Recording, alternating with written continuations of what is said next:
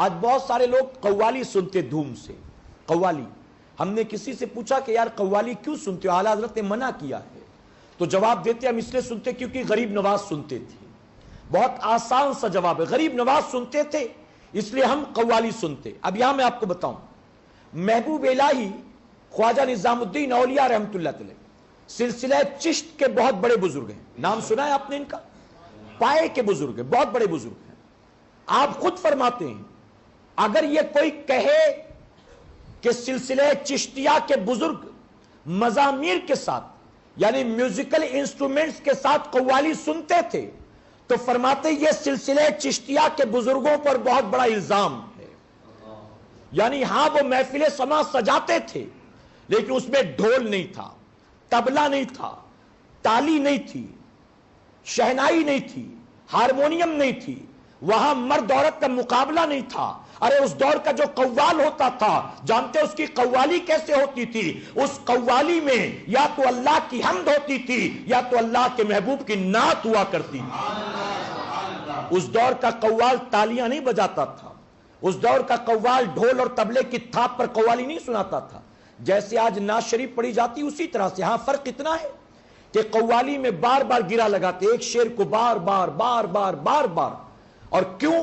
اس میں وجہ یہ کہ سننے والا لطف لیتا ہے, سننے والا لطف لیتا, اور اس کے بعد پھر دوسرا شعر پڑھا جاتا. اور جانتے ہو غریب نواز یا محبوب الہی خواجہ نظام الدین اولیاء یا سلسلہ چشتیہ کے بزرگ جب قوالی سنتے تھے تو اس دور کا جو قوال ہوتا تھا آج کے فاسق و فاجر قوال کی طرح نہیں تھا کہ جو داڑھی منڈا ہو, شرابی ہو, بے نمازی ہو, رات بھر قوالی تو کرتا ہو لیکن نہ خود نماز پڑھتا ہو نہ قوالی سننے والے نماز پڑھتے ہو. نہیں, بلکہ فرمایا گیا اس دور میں جو قوالی پڑھنے والے تھے وہ پابند شرع ہوتے تھے. اور کتنے ایسے لوگ تھے جو اپنے وقت کے ولی کامل بھی ہوا کرتے تھے. نبی کی نعت پڑھنے والے, اللہ کا ذکر کرنے والے, تعریف کرنے والے وہ خود ولی ہوتے تھے, وہ خود قرآن و سنت کے پابند ہوتے تھے.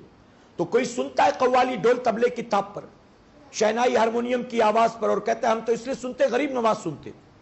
تو میں نے کہا غریب نواز سے تجھے صرف قوالی ملی ہے؟ تو نے علماء سے آج تک یہ نہیں سنا کہ غریب نواز نے 40 سال تک عشاء کے وضو سے فجر کی نماز کو پڑھا ہے؟ یہ روایت تجھ تک نہیں پہنچی, صرف قوالی والی روایت پہنچی ہے. تو میں نے کہا میں تجھے چیلنج کر کے بتاتا ہوں, تو مجھے ثابت کر کے بتا. اگر غریب نواز قوالی سنتے تھے تو کب سنتے تھے؟ 40 سال تک عشاء کے وضو سے فجر کی نماز پڑھی تو قوالی فجر کے بعد سنتے تھے, قوالی ناشتے کے ٹائم پہ سنتے تھے, قوالی دوپہر لنچ میں سنتے تھے. کب سنتے تھے؟ میرے پیارے آقا کے پیارجوانوں, قوالی سننے کے لیے رات سے بہتر وقت کون سا ہو سکتا ہے؟